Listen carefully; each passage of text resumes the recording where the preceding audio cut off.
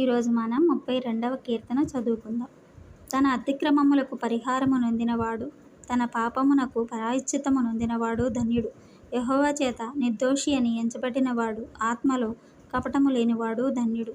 నేను మౌని అయి ఉండగా దినమంతయు నేను చేసిన నా ఆర్తధ్వని వలన నా ఎముకలు క్షీణించినవి.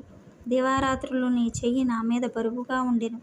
నా సారము వేసవికాలమున ఎండినట్టాయెను. నా దోషమును కప్పుకొనక నీ ఎదుట నా పాపము ఒప్పుకొంటిని. యెహోవా సన్నిధిని నా అతిక్రమములు ఒప్పుకొందుననుకొంటిని. నీవు నా పాపదోషమును పరిహరించియున్నావు.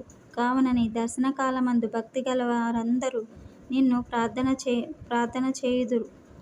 జలప్రవాహములు పొరలి వచ్చినను నిశ్చయముగా అవి వారి మీదకి రావు. నా దాగుచోటు నీవే. శ్రమలో నుండి నీవు నన్ను రక్షించెదవు.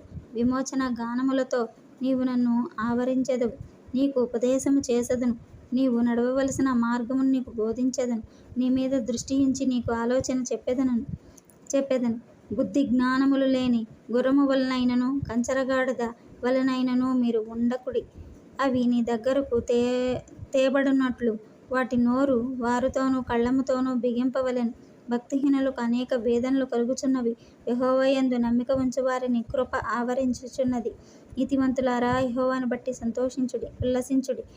యథార్థ హృదయులారా, మీరందరూ ఆనందగానము చేయుడి. ఆమేన్.